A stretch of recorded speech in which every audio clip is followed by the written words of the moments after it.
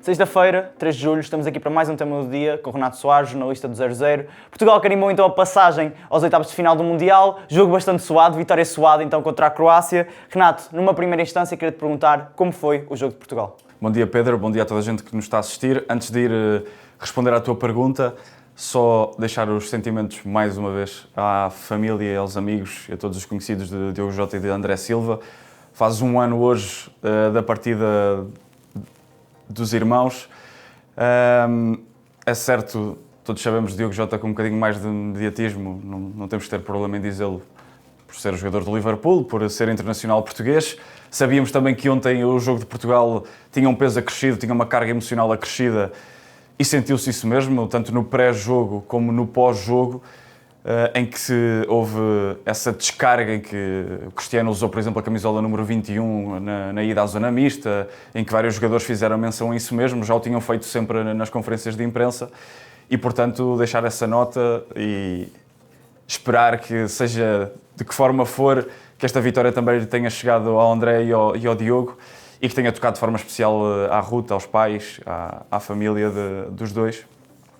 Em relação ao jogo, dizer que a entrada de Portugal é muito boa, na minha opinião são os melhores 20 minutos deste Campeonato do Mundo e divido desta forma porque é uma nova condicionante do futebol moderno ou do futebol deste Campeonato do Mundo, as pausas de hidratação, e é certo e sabido, tem sido assim quase sempre, que a pausa de hidratação vem prejudicar a equipa que está por cima.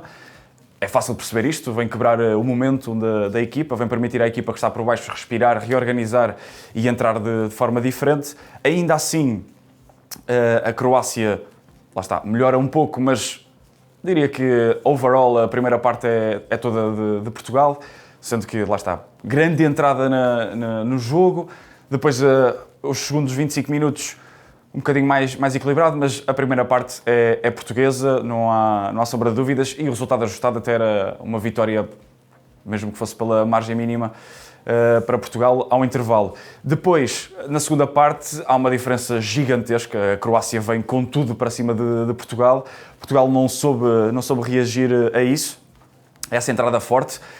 Temos de agradecer claramente a Diogo Costa nessa fase ali até mais à frente, eu ia dizer dos 50 aos 70, mas até mais à frente também foi preciso. Depois o gol da Croácia surge relativamente cedo, abana com o jogo, abana com Portugal, abana animicamente a equipa, e depois aqui entra... depois há o gol anulado a Cristiano, que podia ter mudado o jogo, que é ali aos 61, podia ter mudado ali o rumo do jogo. É um grande lance do Cristiano, uma grande bola que lhe coloca. Agora não me estou a recordar quem que lhe mete a bola, mas é uma jogada incrível. A recepção é fenomenal, não é? A recepção é fenomenal, a finalização... é isto que se pede ao Cristiano nesta altura, é para isto que o temos lá, é nisto que ele ainda é dos melhores. E depois aqui entra aquilo que para mim é o ponto mais positivo deste jogo. Já vamos individualmente, mas para mim Roberto Martínez aqui finalmente dá um ar de sua graça, dá um ar de... Eu sou selecionador, eu sou treinador, mais do que gestor, também sei mexer com o jogo, e deu uma prova clara de... Chega ali aos 63, o jogo não está a correr como eu queria, 4 homens lá para dentro, carne toda metida no assador, não teve medo de reorganizar a equipa, tira Vitinha, mete Bernardo, tira Bruno, mete o Chico Conceição lá para dentro, mete o Gonçalo lá para dentro, deixa o Cristiano e o Gonçalo na frente. Parece-me que foram alterações corajosas, com dedo de treinador. Há também a entrada do Nelson Semedo, nós já sabemos, já comentámos isso várias vezes, o nosso diretor de informação, Luís Rocha Rodrigues, está sempre a dizê-lo e parece-me a mim que tem razão. Quando entra Nelson Semedo tem que entrar Chico Conceição, quando entra Chico Conceição tem que entrar Nelson Semedo. É uma dupla já praticamente pré-definida. Exatamente, é uma dupla que tem uma dinâmica muito própria. E depois o golo surge muito rapidamente. E o que é que isto causa? Primeiro, ainda bem, é sinal que as substituições deram certo. Grande penalidade cobrada pelo Cristiano. Mas depois tens a equipa completamente pouco estruturada. De repente estás a jogar num 4-2-4, que tens o Ronaldo e o Gonçalo na frente, tens o Leão aberto na esquerda, o Conceição aberto na direita e tens o João Neves já desgastado e o Bernardo sozinhos no meio campo. E a Croácia aí reorganiza-se, começa a animar novamente. Depois aqui entra em campo também o São Diogo Costa, que nos permite manter-nos aqui agarrados ao jogo. E depois há aqui uma mais uma anotação para Roberto Martínez e mais um ponto positivo, porque, e digo com toda a franqueza, a ver o jogo de fora, já sem ou melhor, só com uma substituição para fazer, e vendo o estado físico em que Rafael Leão estava, naquela altura em que ele tem que fazer a última alteração, e eu vejo que vai entrar Ruben Neves, pensei, vai tirar o Ruben, aliás, vai tirar o Rafael, porque o Rafael pareceu-me a mim estar completamente desgastado, e pronto, vai ter que deixar vai deixar o Cristiano na frente e talvez, quiçá, meta o Gonçalo, que está fresco, a fechar à esquerda e reorganiza assim a equipa. Não, Roberto Martínez, de forma muito clara, tira Cristiano, deixa o Gonçalo na frente, marca também uma posição. O Cristiano ainda não tinha saído até o momento, era o único jogador totalista a par de Renato Veiga e Diogo Costa. Assumiu o leme. Assumiu o leme mais uma vez e depois a resposta foi a melhor possível. Rafael Leão faz o cruzamento, Gonçalo Ramos, um golo espetacular entre dois defesas da Croácia, uma elevação, um movimento de cabeça, é um golo dificílimo de fazer. Livakovic não teve qualquer hipótese de chegar àquela bola. O Gonçalo Ramos já provou que no jogo aéreo é muito, muito forte. Espetacular, espetacular. Pronto, como estava a dizer há pouco, vou falar individualmente dele mais à frente. Mas é absurda a média de golos dele, por exemplo, é uma coisa estratosférica em campeonatos do mundo. Pronto, e surge aí o golo de Portugal e depois, de alguma forma, Portugal consegue não sofrer o 2-2, aquele lance nos últimos instantes é de louvar aos céus, é de levar as mãos à cabeça, um jogo completamente impróprio para cardíacos, um jogo muito complicado, mas o que interessa é que está feito, Portugal vence, sofre, mas vence e segue em frente. Renato, a teu ver, quais foram então os pontos positivos e os pontos negativos desta partida? Vou tentar começar aqui pelos pontos negativos, porque também não me apetece perder muito tempo nisso, não me parece que os jogadores também mereçam esse foco negativo. Mas vou só dar aqui duas notas em relação a Pedro Neto, que não me parece ter feito o jogo adequado. Teve algumas dificuldades frente a Perisic, é um jogador, é uma velha raposa do futebol. Exibição inacreditável de Perisic, ele continua para as curvas. É impressionante, esta geração croata faz render e render e render, parece que nunca mais param de jogar à bola. Intemporais, não é? É verdade. E há uma geração nova aí a chegar e as figuras continuam a ser Kovacic, Perisic, Modric, é impressionante. Dar esta nota para Pedro Neto e depois um jogador que eu...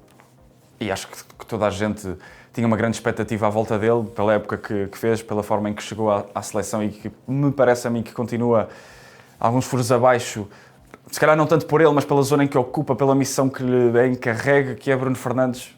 Parece-me que não continua a não ser o Bruno que nós vemos no Manchester. É certo que ocupa e tem funções diferentes, tem missões diferentes, há uma liberdade completamente diferente que ele tem no Manchester. O jogo todo passa por ele, ali não é assim, ali o jogo passa pelo Vitinha e pelo João Neves.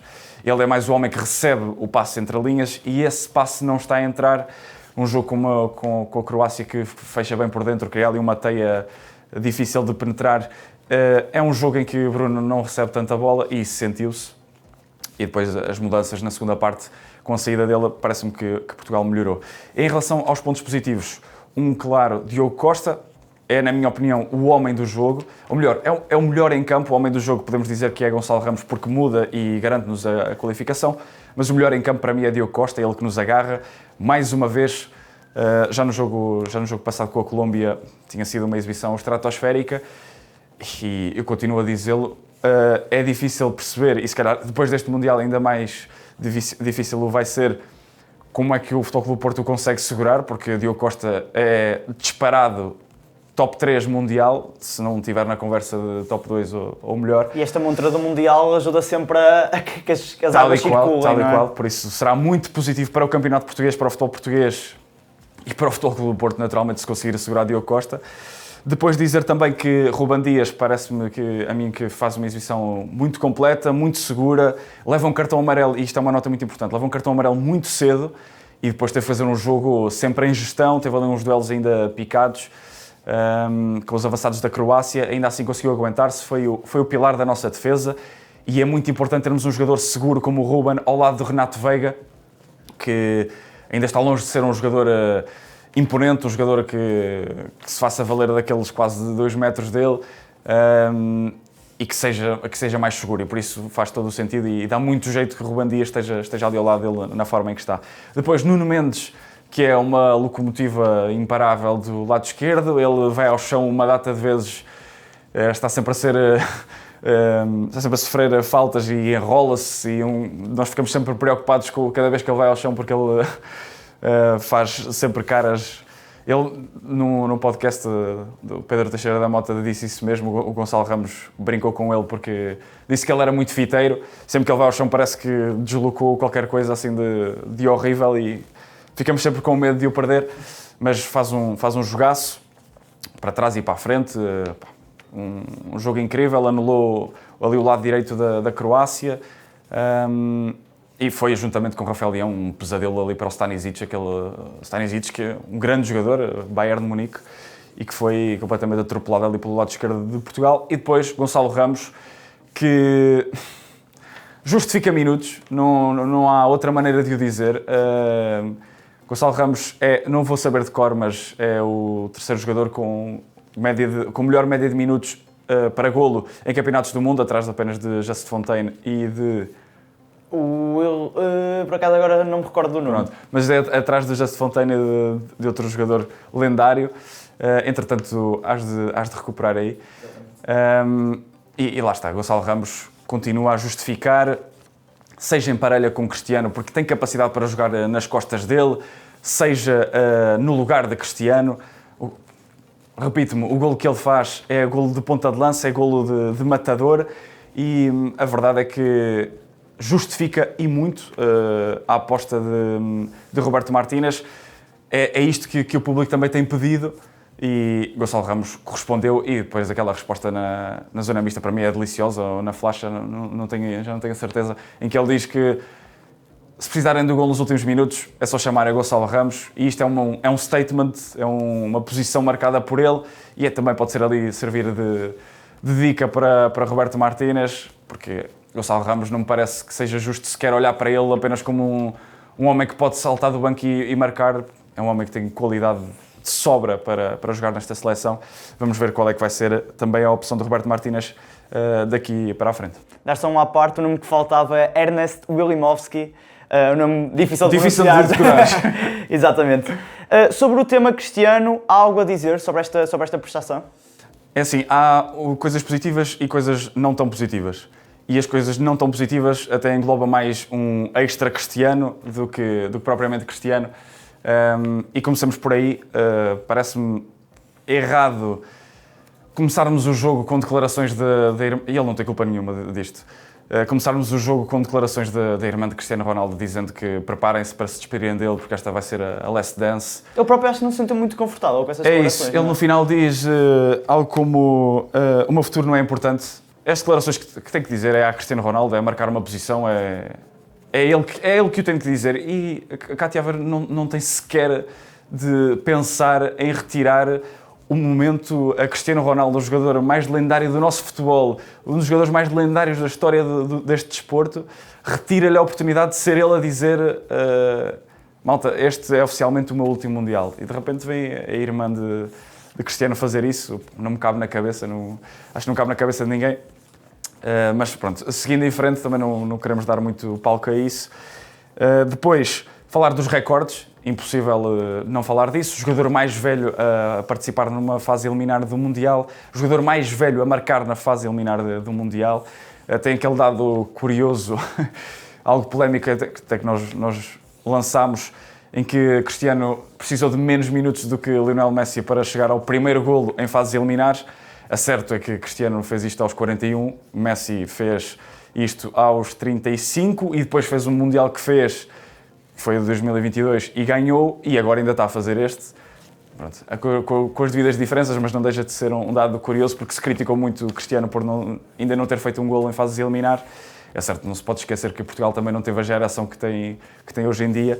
E depois só dar a nota que, em termos de jogabilidade, o Cristiano, é certo, eu vejo muita gente frustrada porque o Cristiano já não oferece metade do que oferecia à equipa em termos de jogo. Nós temos que perceber que o Cristiano neste momento está lá porque é o matador, ou um dos melhores matadores do futebol.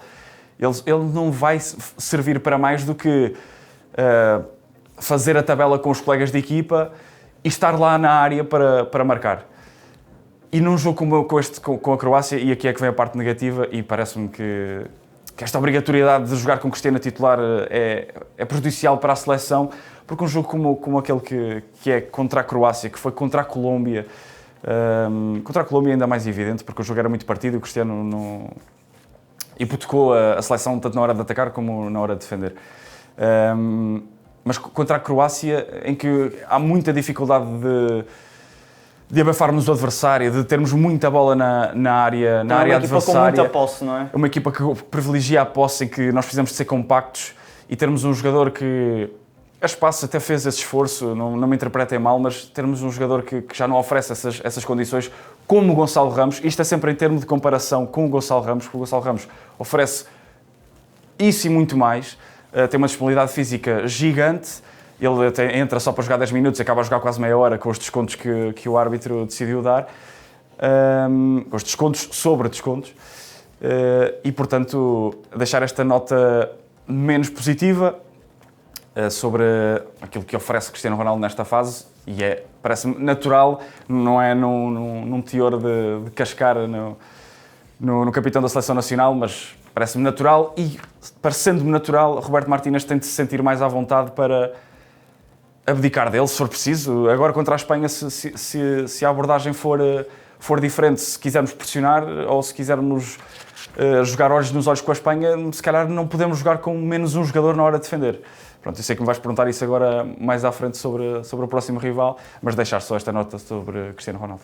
Vem aí então um osso duro de roer, a Espanha que venceu a Áustria e que também carimbou passagem à próxima etapa. O que é que podemos esperar desta Espanha e como é que podemos contrariar também esta Espanha? Não me vou alongar muito, só dizer que a Áustria não foi o teste de algodão para a Espanha como foi a Croácia para nós. Não deu uma réplica por aí além, a Áustria não foi uma seleção que me desiludiu um pouco. Provavelmente não há aqui renovação de geração. A geração que vem de trás, Arnautovic, Alaba, Sabitzer, são jogadores que estão em natural fim de ciclo.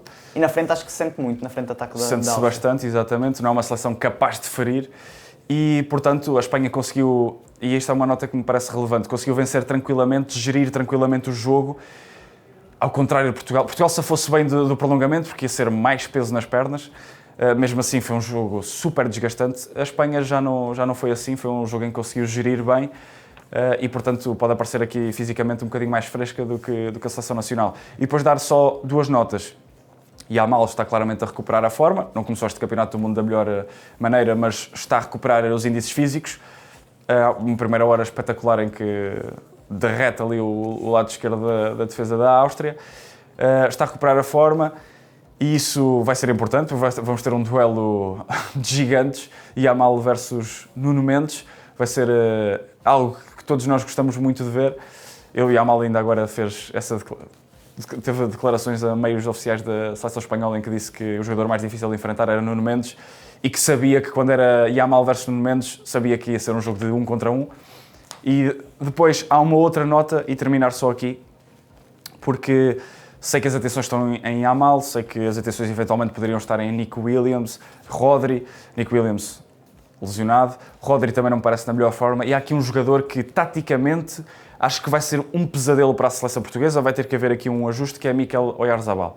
Forma incrível. Oyarzabal está numa forma espetacular, levou muito na cabeça depois daquele primeiro jogo, porque ele teve 30 minutos, se não me engano, sem tocar na bola, os primeiros 30 minutos, uma coisa deste tipo. E o resto do Mundial foi completamente dispar desse início de Exatamente. Ele, nesta altura, é disparado, para mim, a figura do torneio da Espanha, e é um avançado que, não sendo um ponta de lança, não é um 10, é um jogador que joga ali nos espaços mortos, é um jogador que é capaz de fugir, estou a imaginar, a fugir de Ruben Dias e a baralhar a marcação, a ir para perto de João Neves, e João Neves a ter que saltar no médio e ficar na dúvida. É um jogador que vai envolver aqui uma capacidade, uma adaptação dos médios e da defesa portuguesa. Não estou a imaginar que seja tão fácil de fechar como se fez com a Colômbia, em que metes o Ruben Neves a fechar com o Cancelo, o Luís Dias e abafas ali. Não me parece que vai ser tão simples como isto, porque é um jogador que joga por dentro, é muito mais inteligente em termos de encontrar espaços do que o Luís Dias. E, portanto, esse é o grande aviso que esta Espanha deixa. E vamos ver o que é que faz Portugal. 16 avos estão cumpridos, que venham os oitavos agora. Queria também deixar a nota um jogador que também mudou a dinâmica da Espanha, que foi Alex Baena, que entrou começou a ter minutos a partir da segunda jornada e mudou completamente a Espanha e tornou a equipa muito mais regular. Ele que nem teve uma época assim tão brilhante ao serviço do Atlético de Madrid, mas completamente. Obrigado, Renato. Esta sexta-feira não percam os episódios do Mercado Flash, Negócio Mistério e Ataque Rápido. Fiquem connosco, fiquem com o 0-0.